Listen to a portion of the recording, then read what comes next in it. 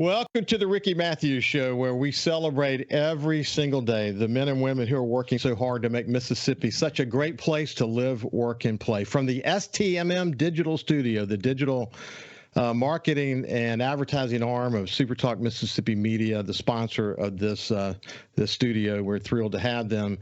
And we're thrilled to have you, especially our expanded audience. It's Thursday on the Ricky Mathews Show, so folks in Jackson and the Mississippi Delta, of course, SuperTalk TV. But some people are watching on Facebook or YouTube or your favorite podcast. We try to be there, however, whenever you want to engage in this show. We appreciate you joining us. The numbers are incredible. We continue to grow the audience because we're celebrating, not only celebrating Mississippi, but we're learning from the leaders who are out there working in the trenches every day to build a better state of Mississippi.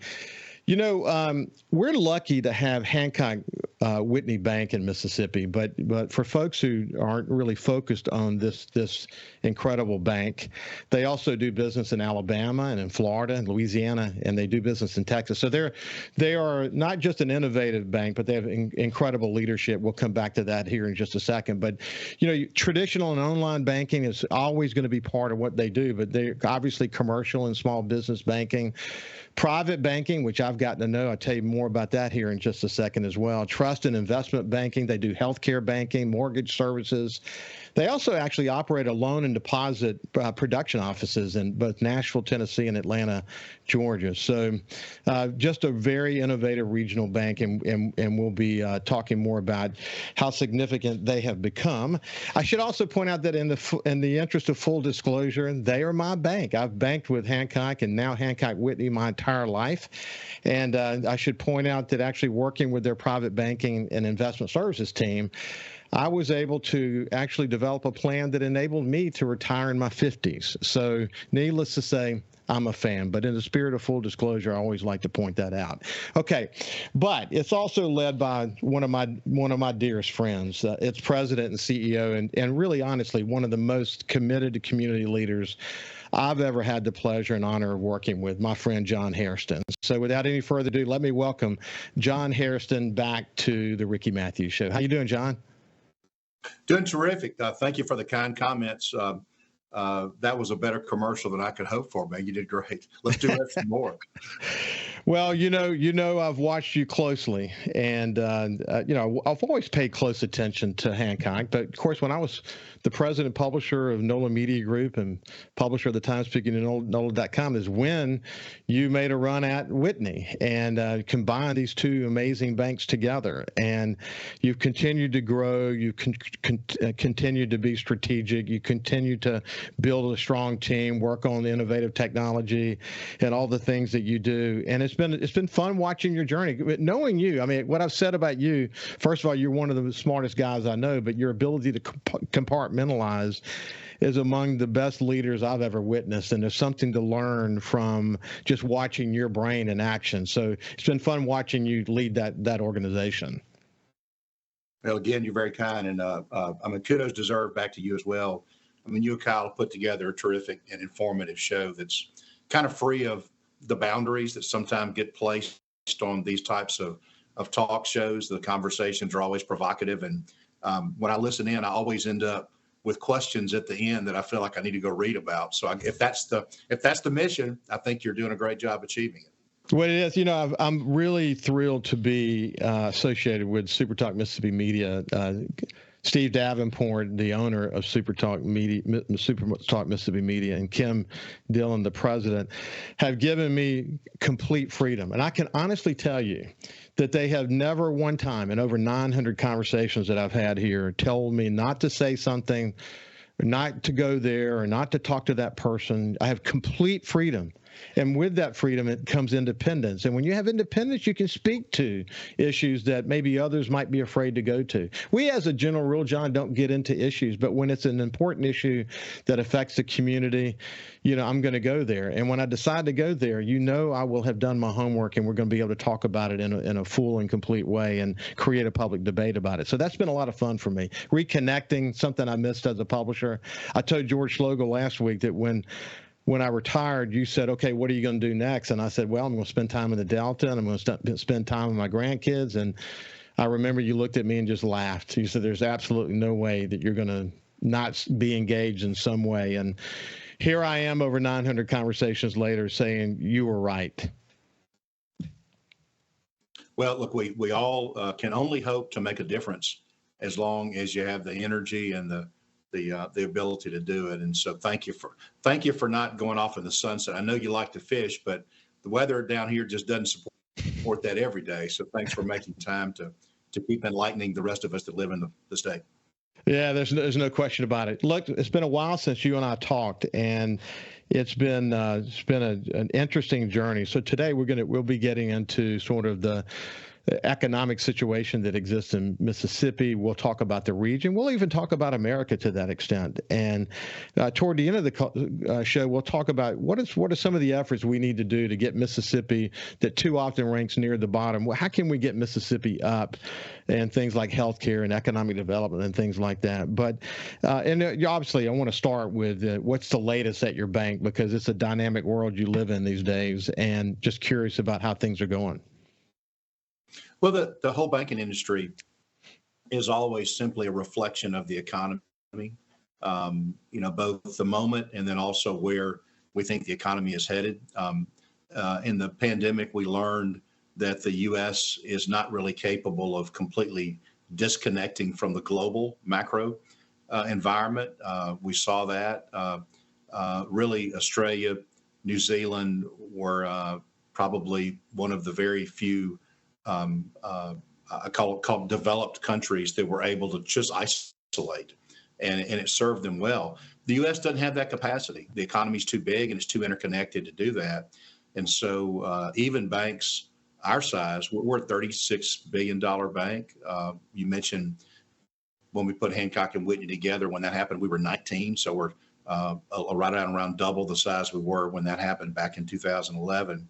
And while that feels like a big bank to people like me and you that have been with the bank since it was really a one or two county bank right in Mississippi, that seems big. But on the global environment, we're not really that large of a bank. Yet the macro matters a lot to us. So we now have to have people inside the organization that can hold their own against some of the brightest minds in New York and the West Coast and Chicago in terms of trying to digest and understand the direction we're going. And so when you sort of look out at the future, what may be interesting to listeners is, what does the next 12 months or 18 months look like?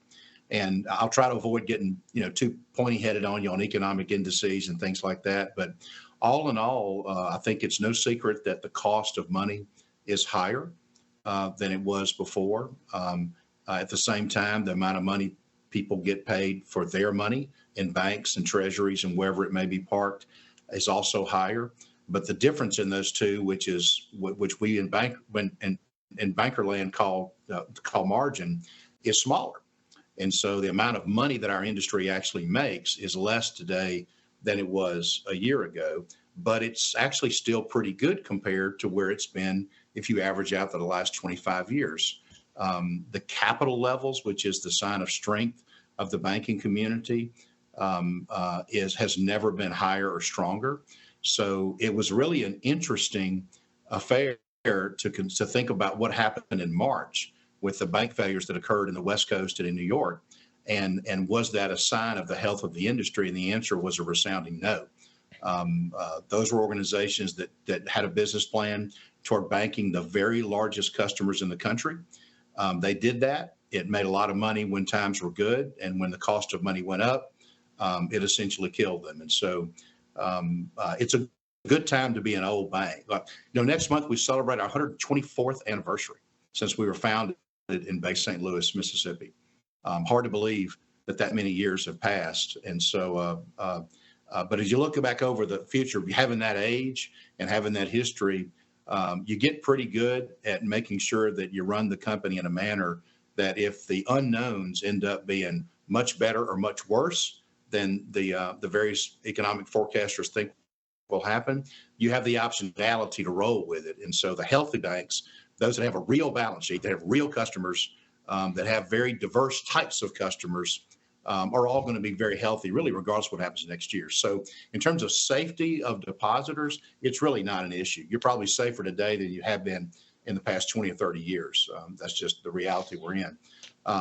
The other thing I think to think about is for homeowners that are looking to buy or sell. I'm not speaking for the bank now. I'm speaking just for John as a guy that's about to turn 60, that's seen a few cycles. You know, if you can avoid selling your house right now, particularly if you have a loan that's at a very low interest rate, today's a good time to wait. Yeah. Hey, so why don't we do this, John? We're coming to the end of the segment. We'll pick it up right there when we get on the other side, and you can talk about why you believe that. And there's so much more to talk about. I look forward to talking about how your leadership has sort of transcended beyond Mississippi into these other states and what you've learned as a result of your sponge mind from those other states. We'll continue the conversation with John Hairston, the president and CEO of Hancock Whitney, when we come back. Welcome back to the Ricky Mathews Show, and especially want to welcome our listeners from Jackson and the Mississippi Delta and SuperTalk TV. And as I pointed out, a lot of folks listen to this show on social media or your favorite podcast or YouTube. We appreciate you paying attention. It's conversations like the one we're having now with John Hairston that really provide some I think, more depth. Someone said to me the other day that people have a very short attention spans, but we've actually proven on this show that people like long form. A lot of folks do read and pay close attention, and they want to learn. They want to go beyond the headlines and get to know the leaders better. And that's what this show is all about. And today we have my friend, the president and CEO of Hancock Whitney, who's doing business across multiple states, John Hairston.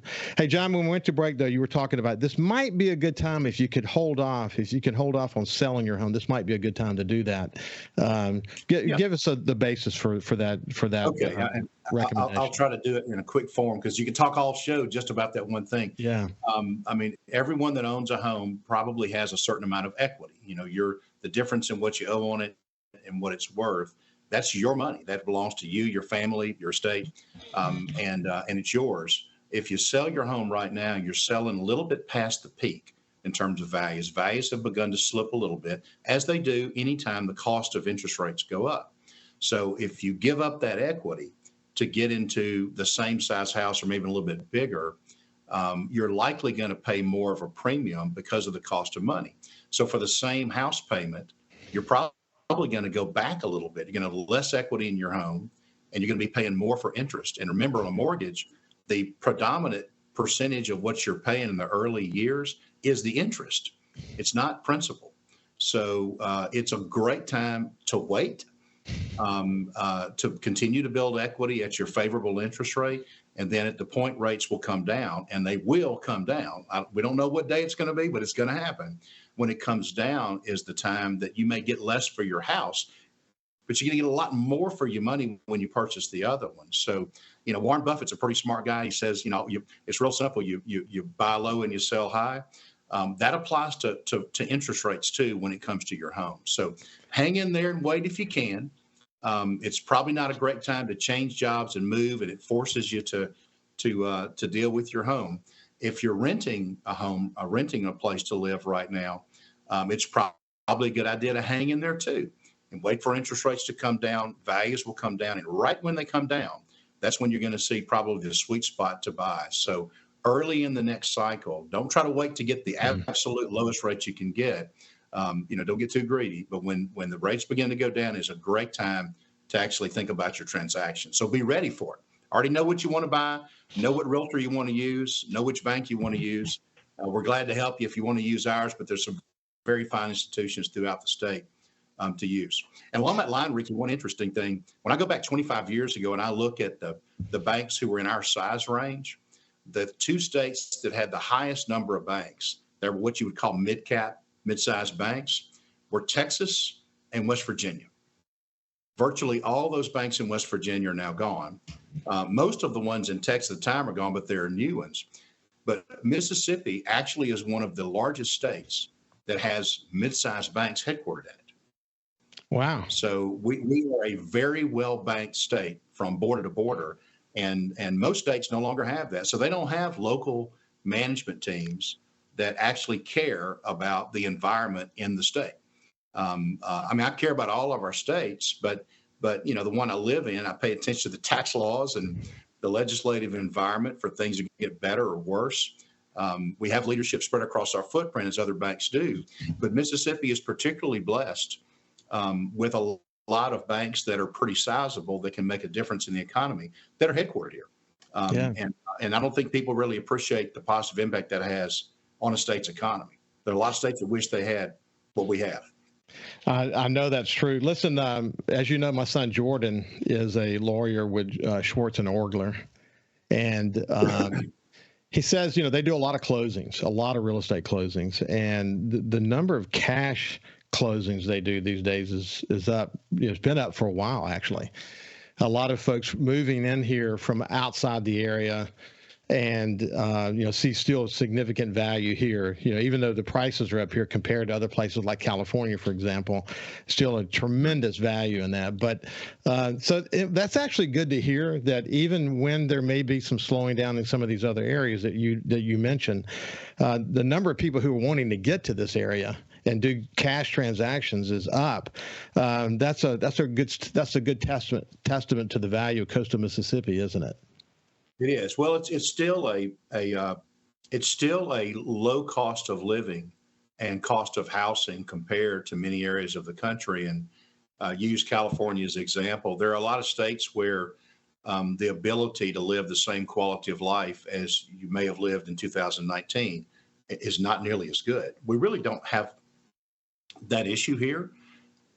I don't know that there's anything that I did in 2019, and just in terms of quality of life, that isn't as good or better today than it was then. We've opened all sorts of new features. We have great restaurants and things to do. The outdoors is still the same as it was. The cost of living hadn't gone up that much. Interest rates have gone up, but it isn't like our houses are, that much more expensive, and other areas of the country are suffering more. So on a net basis, Ricky, the pandemic, I hate to ever say a pandemic's a good thing. It's not. It's an awful dang thing. But just like a hurricane, there's always a silver lining. And I think what we really through from South Mississippi all the way through the Panhandle, we're net beneficiaries of the attention and focus of people that move from urban environments to shelter in a more rural environment that still had a great cost of living and a quality of life. And a lot of people stay. We've been able to hire more people from other areas in highly compensated positions the last couple of years than we have been in many, many years. And some of that's the flag change. I know that's a sensitive topic, but it was a reason that we couldn't get people to interview with us before that's no longer there. And I think the pandemic has exposed the quality of life as being relatively positive. I mean, there's a lot of things I'd like to have better, but in terms of just quality of life, it's a great place. Listen, I know you're the CEO of a public company, so to talk too much about the crystal ball may not be the appropriate thing to ask. But when you look if there were a crystal ball on your desk and you think about the future and the economy and where things are headed, what do you see over the next year or two? It's a mixed bag, Ricky. It's a great question. If I knew exactly the answer, I'd be retired right now and probably have a nice boat like yours out catching red snapper. But the reality is, if you just look at the outlook, and you got to, outlook is this moment in time looking forward. That's what outlook means. I'm looking out in the future. And if you start plotting what the outlook looks like over time, it is decidedly more positive today than it was 90 days ago. The expectation for gross domestic product, GDP, was actually a negative number in the middle of the second quarter. It's now back to 2%, which is a healthy economy. So we are definitively not in a recessive period, and there really isn't one in sight today. Now, that being said, I said it was mixed. That's the upside. The further upside is that inflation is definitely coming down. The cost of online goods is a pretty good barometer. Now, I believe in buying local in our stores and keeping people employed locally. But, different stores run different sales, and it's kind of hard to use that barometer as a macro health environment because regions are so different based on the cost of commercial real estate and whatnot. But if you look at online, it's a pretty good barometer, and the cost of goods are down from 5 to 15%. And the bigger ticket items are the ones that are the least, are the most discounted relative to a year ago. So the cost of things has actually improved a great deal. The two offsets are gas costs more, fuel, gasoline and diesel fuel is up and up precipitously. And the cost of housing continues to go up as we have more people looking for a place to live than we have, low cost places to live. So that's the mix in it. So if I had to apply a crystal ball, and again, this is John's view, not the bank's view, what I believe will happen is we will continue to go along the next several quarters with the number of jobs getting created, easing down a little bit over time. As people buy less stuff with their excess liquidity. Right now, our average depositor, our average customer that has deposits with us still has a balance in their account 25% higher than it was the day before the pandemic. So there's still excess liquidity in the system, but it is slowly going away to the point that by the middle of next year, it's likely that people will be in the same position they were before all this excess money got dumped in the system by the government. And so we have about a year of absorption of all that excess liquidity before we get to plumb. So if we get to the second quarter, third quarter of next year, and job creation is still a positive number, and inflation is hovering between 2 and 3.5% or so, at that point in time, we can say the Fed successfully negotiated a soft landing. And I think that's more likely than something dark at this point in time. It's never a clean scenario when the Fed has to act aggressively to control inflation. That's never a pleasant journey because there's always going to be good that comes with bad and bad that comes with good. It's just, we live in a yin-yang world right now. Hey, when we come back, we can continue our conversation with the CEO and president of Hancock Whitney, and we'll continue to explore a number of topics. We'll see you after this break. Welcome back to the Ricky Mathews Show. I have my friend John Hairston, who is the president and CEO of Hancock Whitney, and we're kind of exploring lots of stuff from where the bank is these days to how the economy is doing. We're gonna get a little bit more specific here in just a second, but when I went to break, I talked about the yin yang, and that actually reminded me of the point that you just made a few minutes ago about sort of this part of the South, and maybe there's a net positive that came from the pandemic. You always have to look at you have to look for the positive when there's a difficult situation. I remember you and I worked so closely with Governor Haley Barbour after Hurricane Katrina, and he often said in his speeches that the Chinese symbol for disaster was also opportunity. And that, to me, that's sort of the ultimate yin yang. But the reality is we did learn a lot about resiliency and about leadership, about digging deep, about we thought we worked hard before Katrina. We had no idea what working hard was really about. I watched you at Hancock Bank before Whitney was part of the conversation, develop, the shared service centers and make huge technology investments and all the stuff that you were doing after the storm while you worked with me and others on helping build back tourism in coastal Mississippi. Just an amazing journey. But what I'm curious about is I know that, like me, that affected you and the way you lead and your view of resiliency in a community, your view of resiliency in a major corporation like Hancock Whitney. It changed everything about you. And when you go to Louisiana and Texas and Alabama and Florida, do you believe that it gives you a bit of an edge because of that leadership experience you have, that it gives you a deeper perspective on what is possible and why we have to be innovative and why we have to be resilient? What's been the long-lasting impact of your leadership and what you learned about leadership since Katrina? Well, that's a great question. It's a thoughtful question. I don't know if it gives anybody an edge, but I do know that knowing what a bad day really is helpful, and we all think we've had bad days until you have a worse one. Having, your entire way of life destroyed in 12 hours, your church, your home, your school, your office, your everything else, and having hundreds of people that you care about lose their homes and trying to help them get their lives and families to safety and all that, that felt like a pretty bad day. I lost a daughter when she was 6 years old, and that's a bad day. And so as you get through, if you live long enough, you have enough of those bad days and you have to make a decision. Are you going to go sit in the corner, and feel sorry for yourself?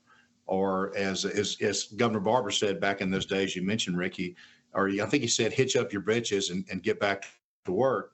And that's a personal decision that every individual has to make.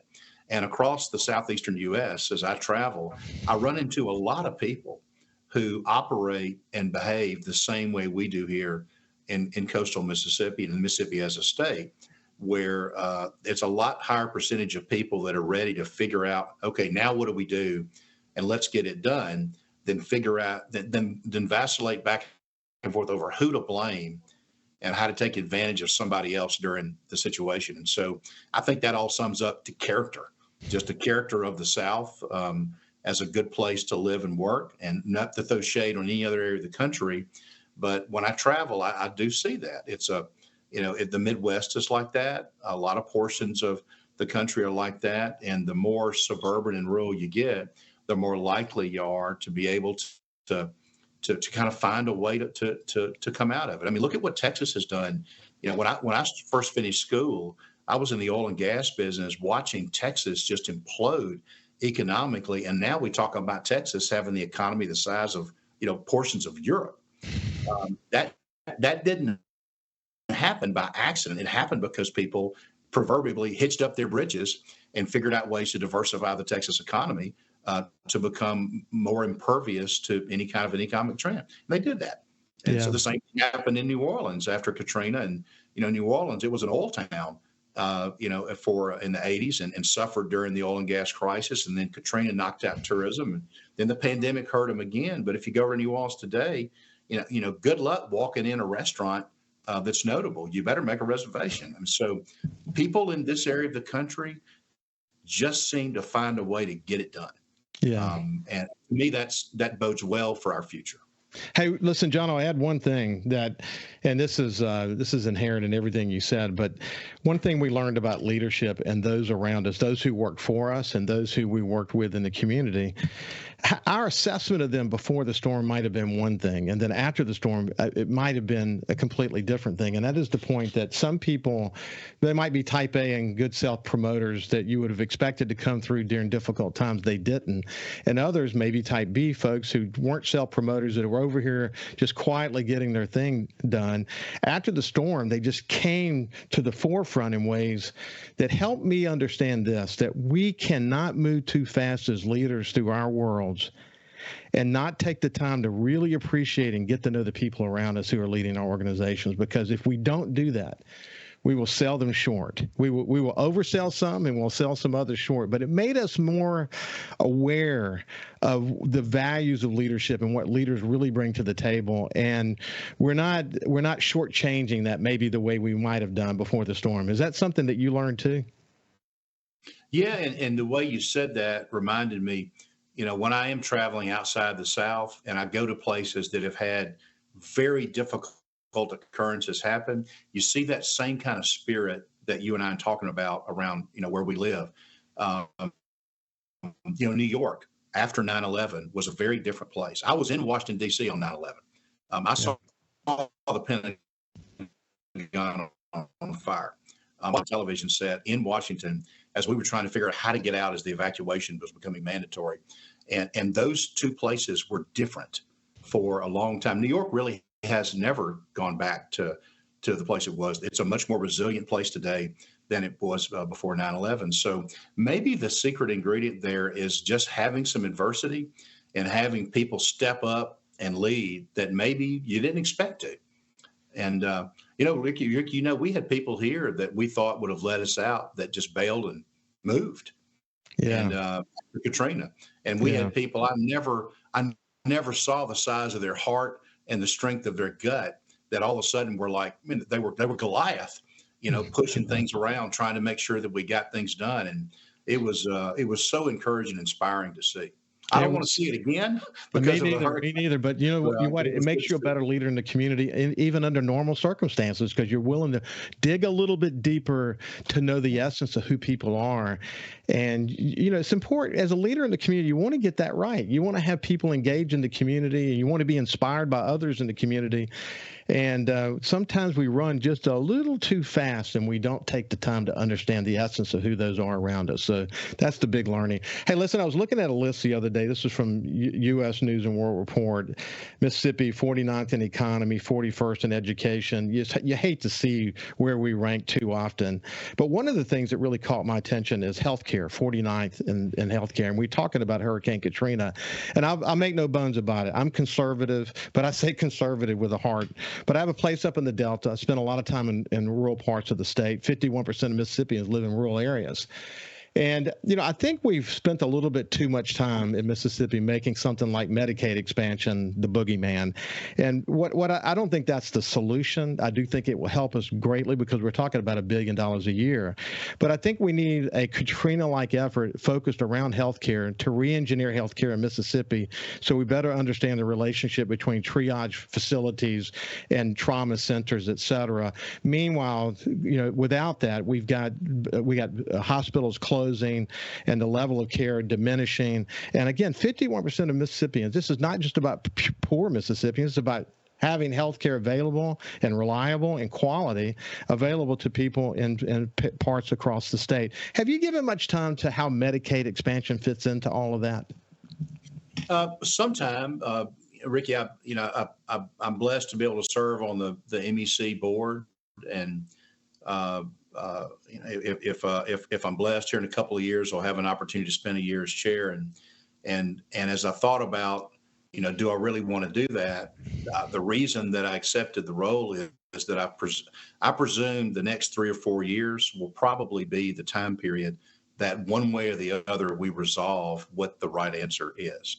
And with a daughter who's a physician married to another physician practicing here in Gulfport as of 2 weeks ago, you know, it's a family matter to me to make sure that from a healthcare perspective, it's a state that has adequate healthcare for our citizens, regardless of their income level.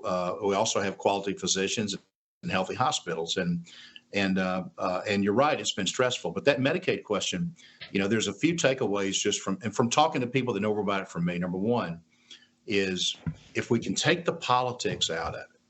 I mean, there are people that we have mutual friends who believe Medicaid expansion is a bad thing because it was an offspring of one president's efforts to healthcare improve in the country. Hey, John, hold your thought right there. Hold your thought right there at the end of the segment. We'll pick it up exactly at that point when we get on the other side. We're meeting with my friend, the president and CEO of Hancock Whitney, John Hairston. And when we come back, we'll continue his thoughts about Medicaid expansion. We'll see you after this. Welcome back to the Ricky Mathews Show. I have my friend, the president and CEO of Hancock Whitney, and we're having a conversation about Mississippi and specifically about health care. When we went to the break, John was making the point that we spent a lot of time not liking the notion of Medicaid expansion because it was sort of pushed forward by a former president, in this case Obama. And we've you know, he didn't use the word boogeyman. I used the word boogeyman before that, but pick it up from there, John. Sure. Yeah. The point was when we allow any issue to become a political issue, then truth and facts and thoughtfulness get stomped out and pushed aside to red or blue corners, right? And so if we can just take it as a financial and a healthcare and an economic question, you know, the side that supports Medicaid expansion will often say, well, it's $1 billion of money the taxpayers are already paying for, and it's kind of free coming in. And that really isn't the case either. And so I think the issue is everyone's retreated to their positions that it's Obamacare on one side or it's free money on the other. And neither of those are actually true. So I'm going to use this morning. If you ask any hospital administrator in the state, do they support Medicaid expansion? They'll all tell you yes, and they're not wrong. If you ask 100 physicians, probably 90 of them will tell you no, they don't support it. but 100 of them will tell you that they support a thoughtful hybrid implementation to where we focus on three constituencies benefiting the financial health of hospitals, the financial health of physicians, and keeping Mississippi as an attractive place for physicians to live and work. And then third, the access to good quality and affordable health care of the people that live in the state. And it's sensitive because there are places where Medicaid is often abused, and there are places where physicians will not work because so much of a high percentage of their patients are Medicaid. The payments are so low in this state, not everywhere, in this state, that they can't operate successfully. So physicians begin to withdraw from Medicaid patients.